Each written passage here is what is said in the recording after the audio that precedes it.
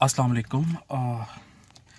कुछ बातें बड़ी इम्पोर्टेंट हैं जो काफ़ी अरसे से मैं चाह रहा था कि आप लोगों के साथ शेयर करूं। हमारा जो मौक़िफ़ होता है वो यही होता है कि बच्चों की अच्छी तरबियत की जाए और उनमें जो है वो मोहब्बत और प्यार के जज़्बात को जो है वो अ, परवान चढ़ाया जाए। लेकिन अगर आप थोड़ा-सा तवज्जो फ़रमाएँ तो हमारा जो सारा का सारा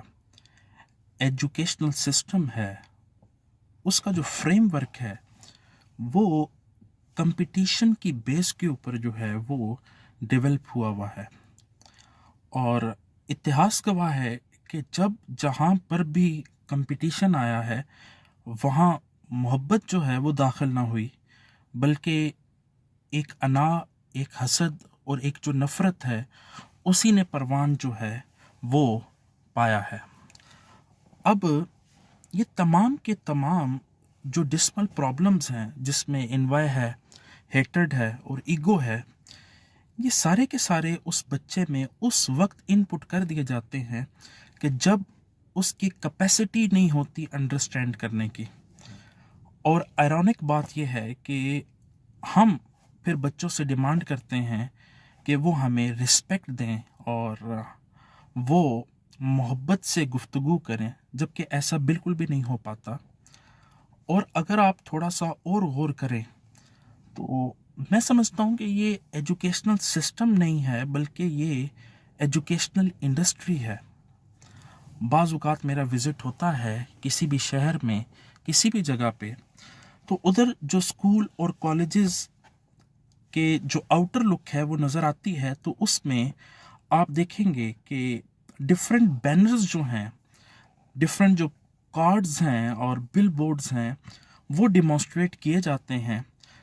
जिसमें बच्चों की पिक्चर्स भी होती हैं, उनकी पोजीशन स्टैटिस्टिक्स भी होते हैं और उनके नेम्स वगैरह भी लिखे होते हैं। तो वो एक मैसेज जनरेट कर रहे होते हैं दूसरे बच्चों को कि हम जीत के, हम आपसे सुपीरियर हैं और आप हमसे इन्फीरियर हैं। हत्ता कि ये इतना अलमनाक और इतना ऑफुल है कि आपने इस एजुकेशन के नाम के ऊपर अपने सगे बहन भाइयों में कंपटीशन डेवलप कर दिया है। और जो बहन या भाई स्टडीज़ में अच्छा हो, आपका वो फेवरेट होता है और एज अ रिज़ल्ट आप उसके लिए डिफरेंट जो हैं वो मामलात तय कर रहे होते हैं as compare to that one जो कि पढ़ाई में अच्छा नहीं होता। तो आप मुझे ये बताएं कि ये जो आपके बच्चों के बीमार ज़हन हैं, ये जो जहाँ तकलीफ़ हो रहे हैं, वो कोई दरसगाहें तो नहीं हैं, वो तो एक इंडस्ट्री है। तो बच्चों में जो नफ़रत है वो परवान चढ़ती है और नफ़रत के आगे कॉन्सिक्वेंसेस ऐसे होते हैं कि जो बच्चे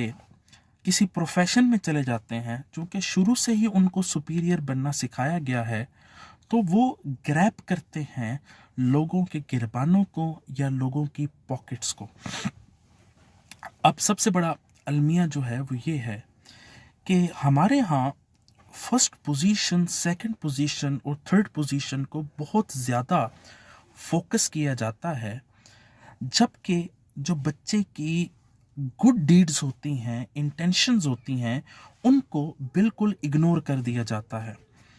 अब हमारा जो रुझान है वो ये फर्स्ट पोजीशन से हटा के उसको लेके आना है कंप्लीशन के ऊपर। और कंप्लीशन से मुराद ये है कि वो तमाम की तमाम ज़िंदगी के मामलात के अंदर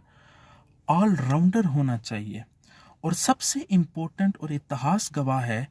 कि जो जितना पढ़ लिख गया है वो एज अ रिज़ल्ट उतना ही अपने रिश्तों से दूर हो गया है, क्योंकि उसका जो मेन फोकस है वो या तो सबसे ज़्यादा पैसा कमाना है या ज़्यादा से ज़्यादा अपनी मटेरियल चीज़ों को एक्यूमुलेट करना है, जिसकी वजह से ये माशरा आप देख रहे हैं कि ना तो मोहब्बतें अब रही हैं, बल्कि अलमिया यहाँ तक ये है कि पेरेंट्स तक को वैल्यू नहीं दी जाती।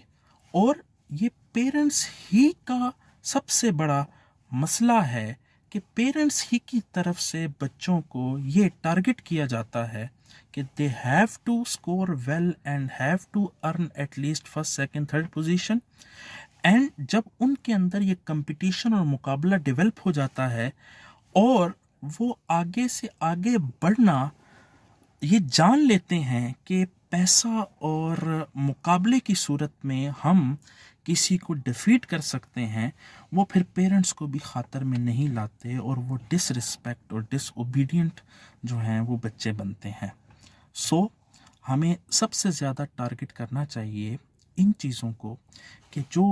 بچوں میں ایک اچھا اخلاق اور سب سے بڑھ کر ایک اچھا انسان جو ہے وہ ڈیولپ کیا جائے،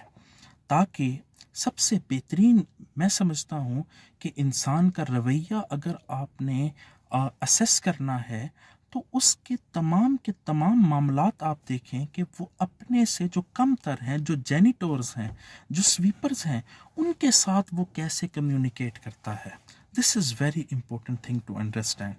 تھینک یو سو مچ.